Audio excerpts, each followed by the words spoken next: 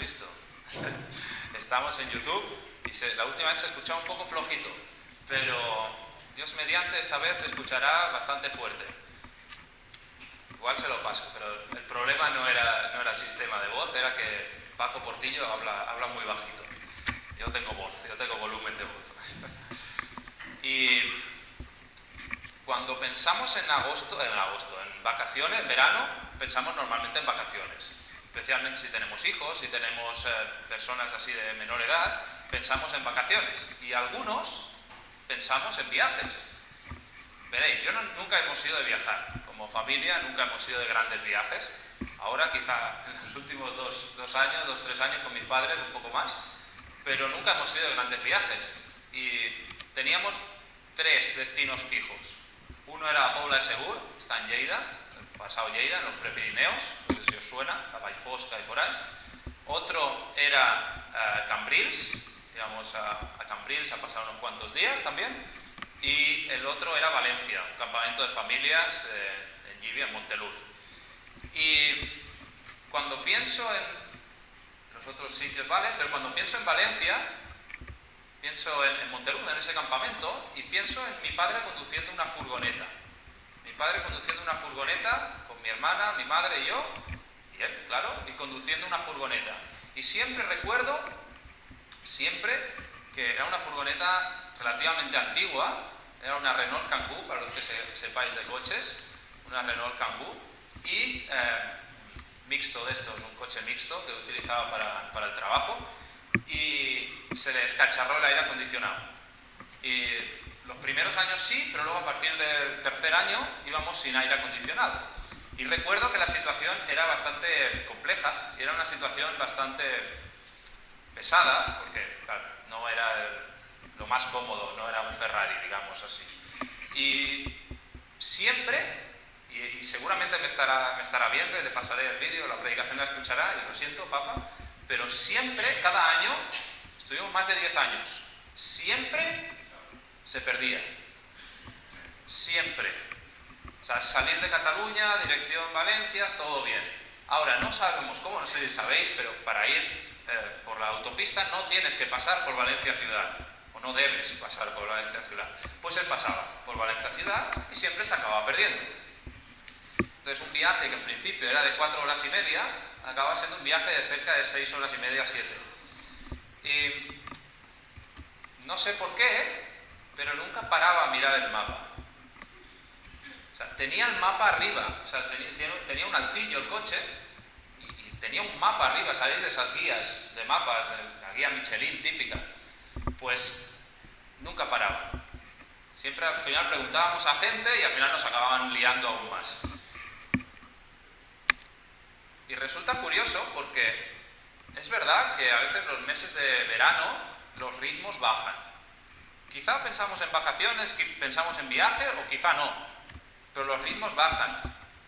Tenemos tendencia de que cuando descansamos y cuando estamos en reposo, en descanso, tenemos tendencia a decir desconectamos. Y está bien desconectar, pero creo que el término es reconexión. Cuando estamos en una época de descanso, una época en la que los ritmos normalmente bajan, tenemos una oportunidad única de seguir reflexionando cuál es el rumbo que el Señor nos ha puesto por delante. Si estás de vacaciones ahora, bien, el Señor te ha bendecido.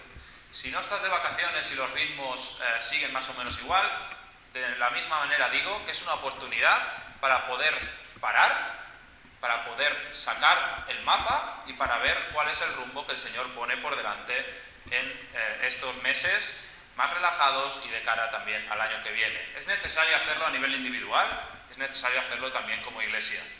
Parar, sacar el mapa y mirar qué es lo que el Señor ha puesto por delante en los siguientes días y en los siguientes meses. El pasaje que hemos podido leer es un pasaje con muchos nombres, relativamente complejo, parece ser, y como decimos muchas veces, el Antiguo Testamento se predica poco, porque es difícil de predicar, porque necesitas hacer conexiones directas, y hacer conexiones directas y relativamente útiles y prácticas a veces puede costar. Pero está en la palabra, y como tal se debe predicar, y como tal afirmamos que sea más antiguo el texto o sea más nuevo, sigue hablando también a día de hoy a nuestra vida. Y era un rey posterior a David, era un rey posterior a la gran élite. Sabéis que David fue el rey por excelencia. Luego tenemos a Salomón, gran sabiduría, grandísima riqueza. El reinado posterior lo perdió prácticamente todo a nivel de riqueza, pero los siguientes reyes recuperaron en parte el esplendor, básicamente porque el Señor dijo: yo quiero que tengáis un estatus determinado. Les entregó los ejércitos enemigos, habla de Líbano, habla de Etiopía, dependiendo de la versión. Ejércitos tremendamente poderosos que Dios les dijo: no son nada en comparación con mi poder, quiero que mi pueblo tenga las riquezas de ellos. Y deshace los ejércitos y pueden conquistar y pueden tener botín y pueden tener el tesoro que antes habían perdido. Época de Salomón, se dice que la plata no tenía valor, de las muchas riquezas que tenían, y luego el Señor, en el reinado de Asa, un poco el de su padre, pero especialmente en el de Asa, recuperan parte de esa grandeza. Y nos encontramos en este versículo. Venimos de una época victoriosa. Si leéis los 2 capítulos anteriores, vemos que Asa era victoria tras victoria tras victoria, hasta el punto de decir que está un larguísimo periodo de tiempo de paz. Estamos hablando siglo VII a.C. Guerra constante en todos los lados. No solo ahora hay guerra en Oriente Próximo. Siempre ha habido guerra en esa zona. Y el último versículo del capítulo anterior nos dice que tuvo paz, que no tuvo pelea, no tuvo guerra durante largos años. Tremendo éxito. Imaginaos en qué estábamos y cómo estamos poniendo el texto. El pueblo estaba bien, el pueblo estaba excelente, habían recibido gran bendición de recursos, incluso de paz. Y ¡pam!, llega el problema. El reino de arriba, el reino de Israel, que tan enemigo era, cuando habían sido hermanos, se prepara para atacarles. Ni corto ni perezoso, el rey que había visto que Dios había deshecho a los reyes y a los ejércitos enemigos y que le había regalado todo el oro y la plata que tenían esa gente, insisto, lee los capítulos anteriores, se habla de grandes botines, ni corto ni perezoso, dice: vale, todos estos botines que tengo, todos estos tesoros que tenemos, tanto en la casa de Dios como en su propia casa, y es curioso, tanto en la casa de Dios como en su propia casa, dice: bueno, los vamos a usar como moneda de intercambio.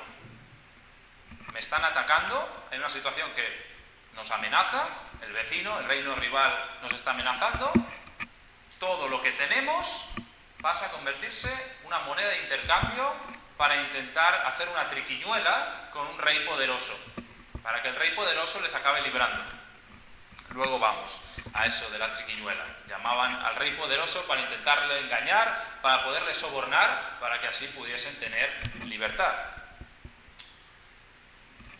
Leed el capítulo 14. En casa, no, ahora no. Leed el capítulo 14.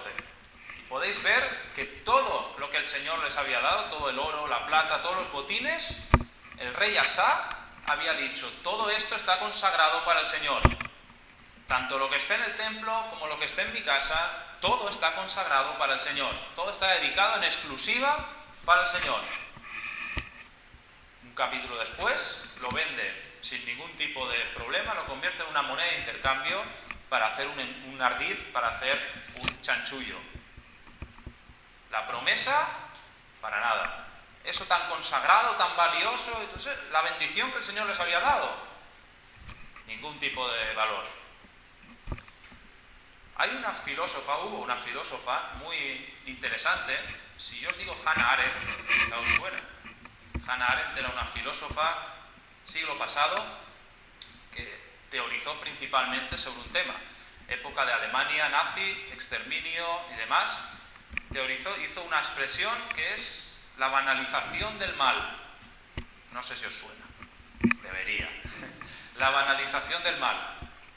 Era la explicación que ella encontró filosóficamente, decir que personas aparentemente normales,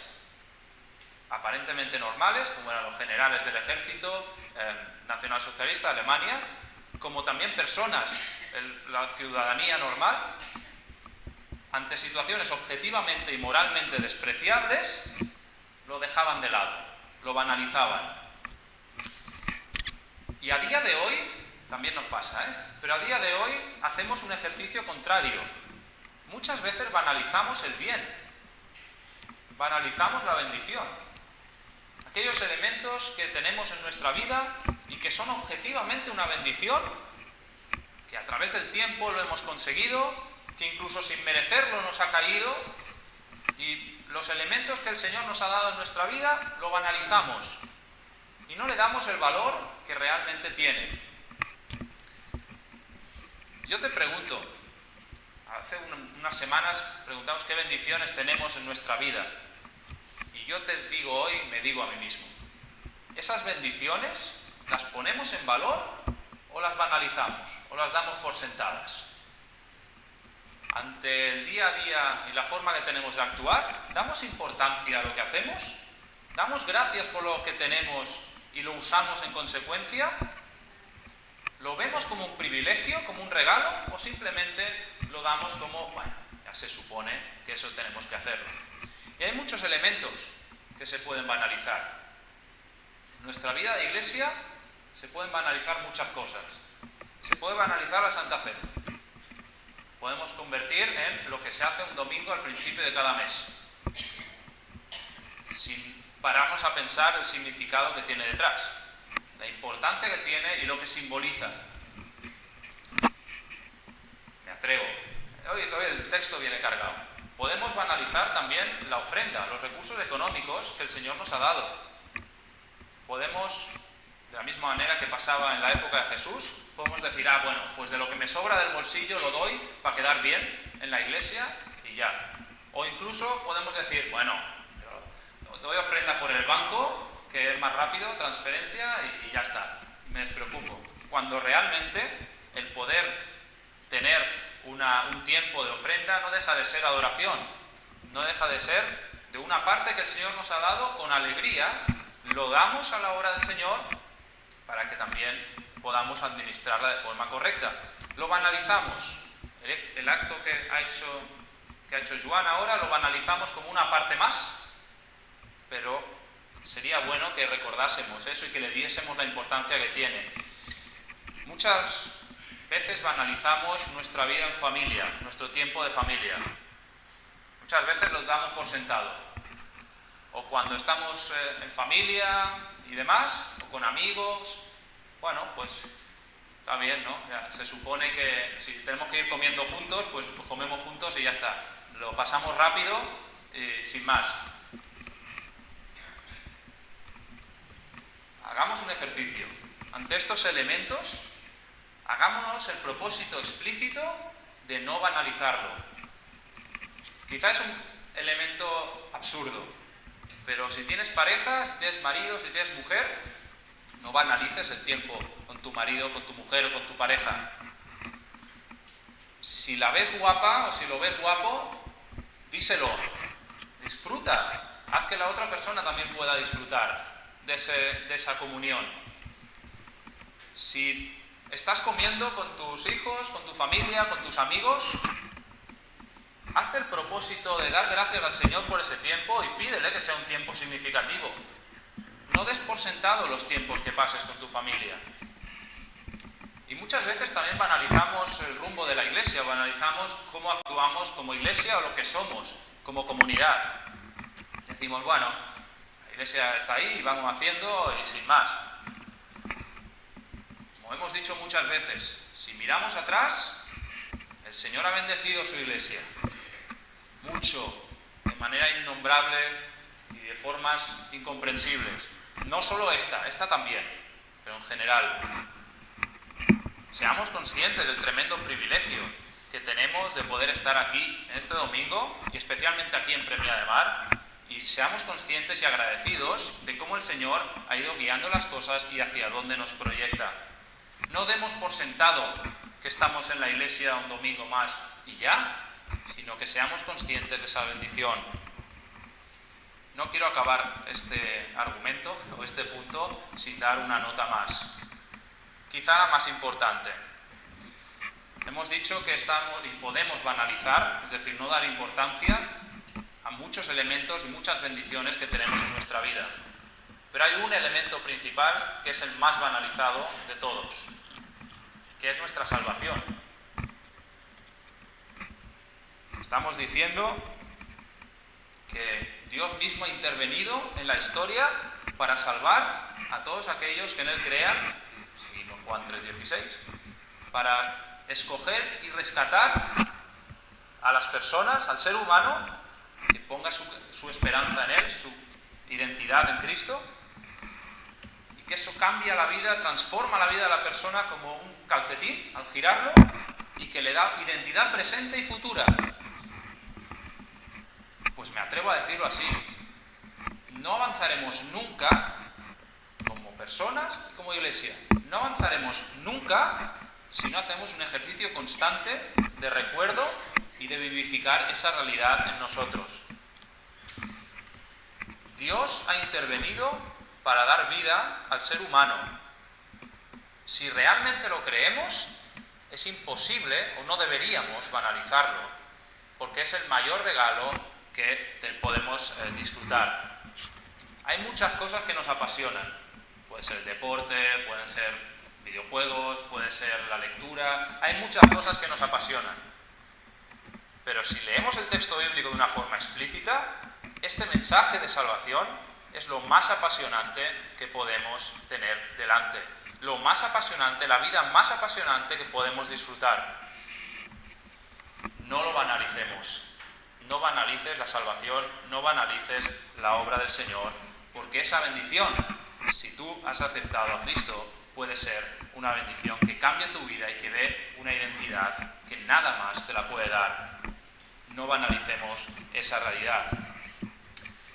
Y los versículos, hablamos del versículo 1 al 3, pues los versículos del 4 al 9 son totalmente paradójicos, porque aquí lo normal que decimos es, ha banalizado la bendición de Dios tanto en la iglesia, o sea, en el templo, como en su casa, y lo ha usado como herramienta de intercambio para conseguir un favor.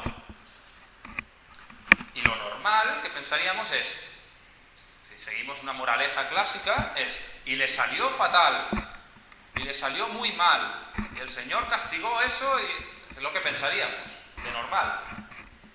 Pues no, salió bien. A pesar de que había vendido esa realidad, le salió bien. Y podemos ver el versículo 4, 5, 6, podemos ver que eso que objetivamente no era correcto, ese planteamiento que no era adecuado, funcionó.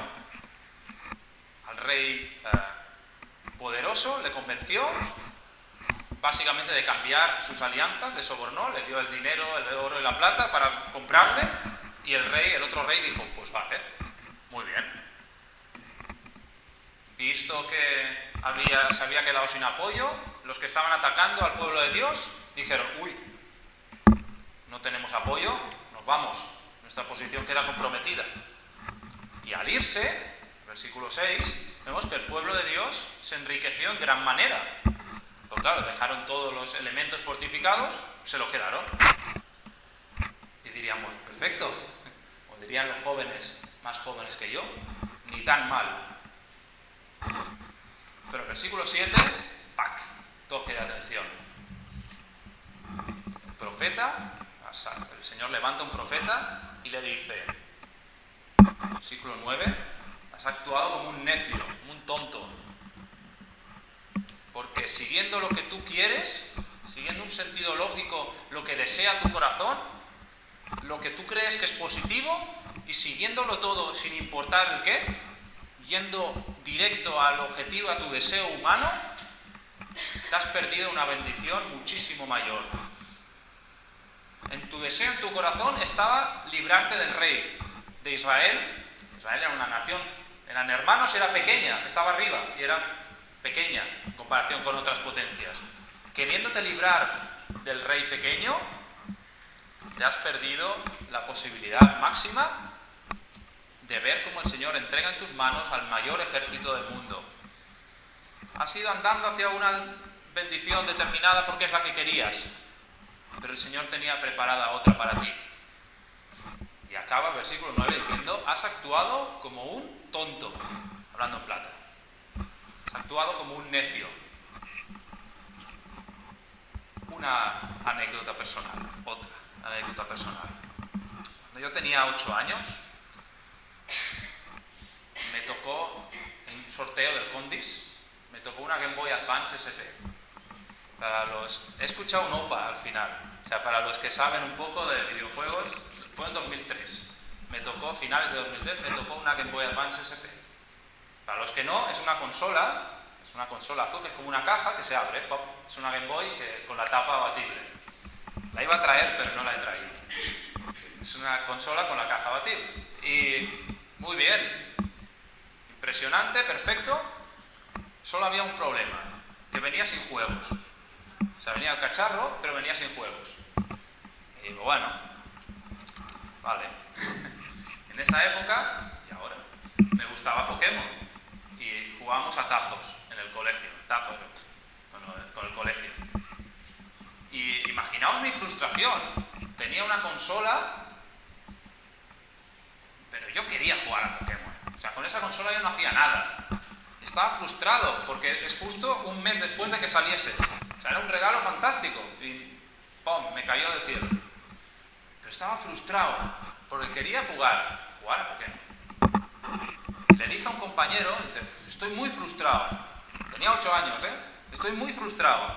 Y el compañero me dijo, bueno, si quieres, te cambio mi consola, o sea, tu consola, por 4 cartas, por 4 tazos de Pokémon.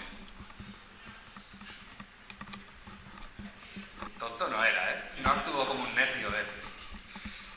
Y yo tampoco, porque el deseo inicial era, sin duda, aquí la tienes, no me sirve de nada. Yo me quedo con los tazos, que molan más. Pero fijaos, el David de 8 años, iba a aceptar, por supuesto. Pero antes de hacerlo, dije, y eso os lo digo muy en serio, dije, Señor, ayúdame a ver si he tomado una buena decisión. Y me quedé intranquilo. Y dije, bueno, pues no lo hago. Hice bien, porque al cabo de 4 días, resulta que mis padres me habían comprado un juego. Me lo tenían reservado como una sorpresa. No me precipité, gracias al Señor, y aunque era lo que deseaba de primeras, iba a actuar en ese sentido, el Señor, de forma misericordiosa, me dio paciencia al respecto. Y eso es una dinámica que nos pasa en general. Buscamos y tenemos una idea en mente de lo que queremos. Tenemos una idea en mente de quiero esta bendición, porque me hace ilusión y porque lo quiero. Y centramos nuestra vida en ese algo. Y todo va girando en ese algo. Caiga quien caiga. Independientemente de todo. Quiero eso, voy a hacer todo lo posible por conseguirlo. Y muchas veces, por el proceso y con ese proceso, perdemos de perspectiva las bendiciones que el Señor tiene preparadas para nosotros.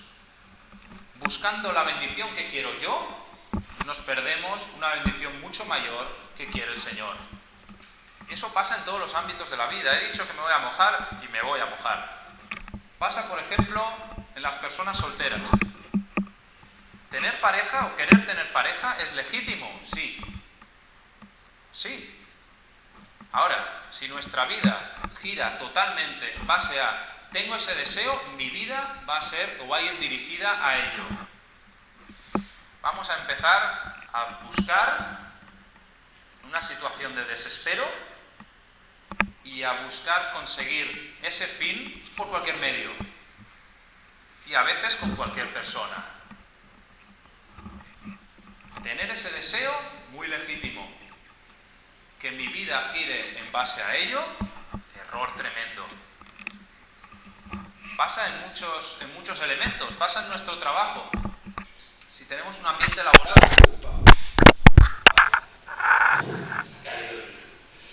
Si tenemos un ambiente laboral que no funciona, tenemos la dinámica y la tendencia de decir, tengo que conseguir que esto cambie sí o sí. Vamos a hacer lo posible para cambiar. Y si no, me largo.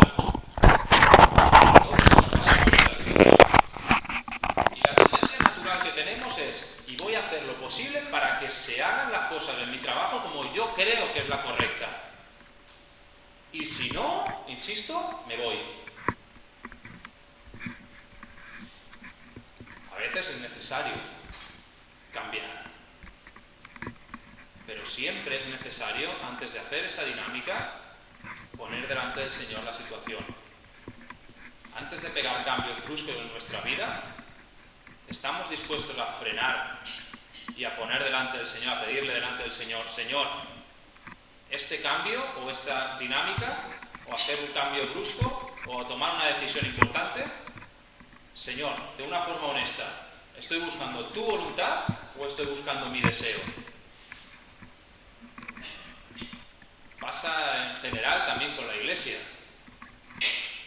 Muchas veces decimos, bueno, es que si en la Iglesia se hacen las cosas que yo quiero, pues entonces me quedo.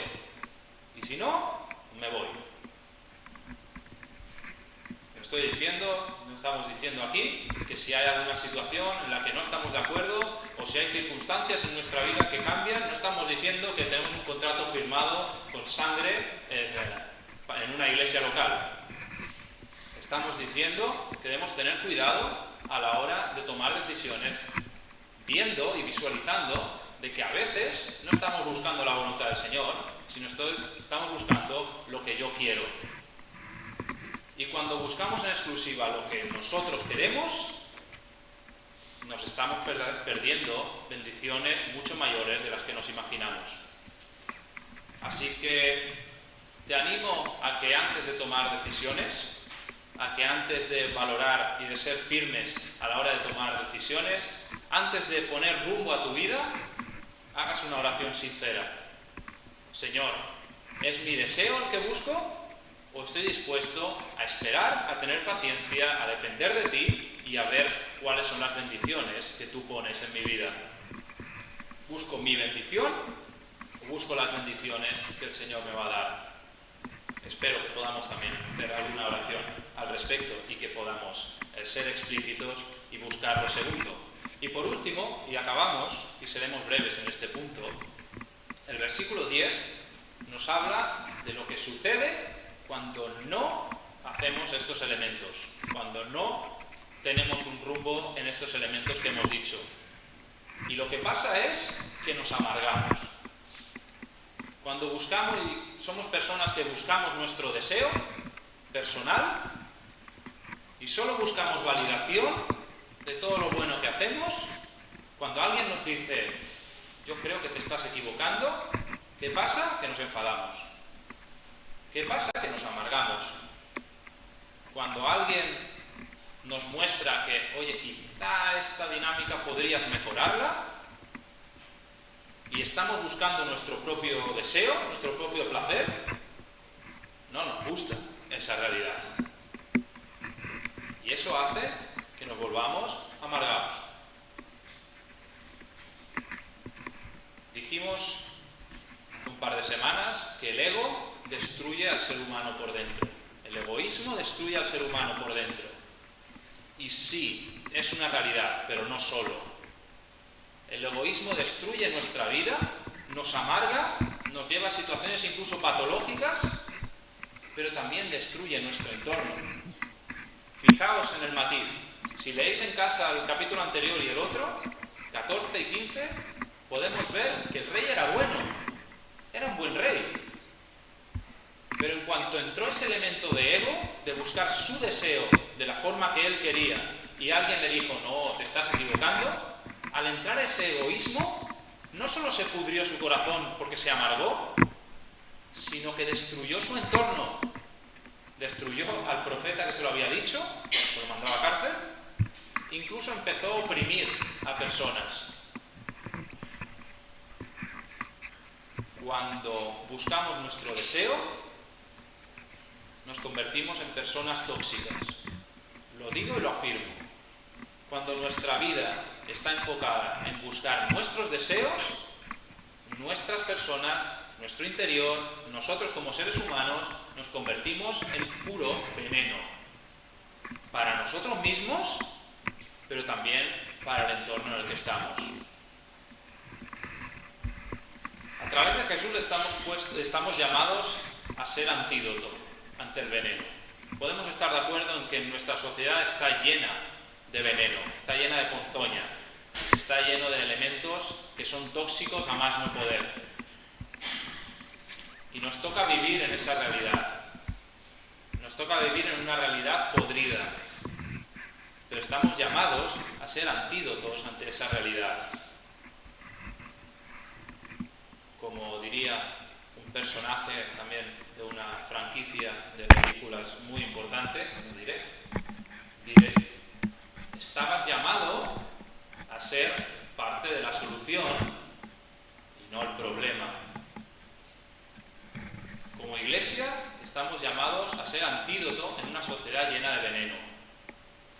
Como personas estamos llamados a ser stoppers, a frenar, a cortar de raíz aquellas situaciones que en tu propia vida, en tu propia familia, en tu propio entorno se vuelven tóxicas. Estamos llamados a ser stoppers, estamos llamados a frenar, a detener la corrupción para que no se extienda. ¿Estamos dispuestos a ello? Porque para eso a veces vamos a tener que mojarnos. A veces vamos a tener que decir que no a ciertas cosas. A veces vamos a tener que de una forma directa decir esto no es conveniente y decirle a una persona creo que te estás equivocando. ¿Estamos dispuestos a formar parte de la solución o a formar parte del problema? Si actuamos con el rumbo que el Señor pone, estamos actuando y el Espíritu nos usa para ser de bendición y para cortar esa dinámica. Si banalizamos el bien o si buscamos nuestro propio interés, nos vamos a toxificar constantemente. Qué necesario es purificarnos también y de una forma honesta pedirle al Señor no solo que seamos antídoto en nuestro entorno, sino que Él también pueda curar esos elementos de veneno que todos y cada uno de nosotros tenemos en nuestro interior, tenemos en nuestra mente, tenemos en nuestro interior, en nuestro corazón y tenemos también en nuestra conducta. Pidamos al Señor que Él use a su iglesia como antídoto, pero que también cure a todos y cada uno de nosotros en nuestro interior. Así pues, en resumen, no nos olvidemos de que no debemos banalizar el bien. No demos por sentada las bendiciones que nos ha dado el Señor. No demos por un elemento más algo que es un verdadero tesoro. No banalicemos a nuestra familia, no banalicemos a la iglesia, no banalicemos la vida de iglesia, no banalicemos nuestro trabajo y especialmente no banalicemos la obra de Jesús que nos ha dado salvación y que es el elemento más apasionante que podemos tener.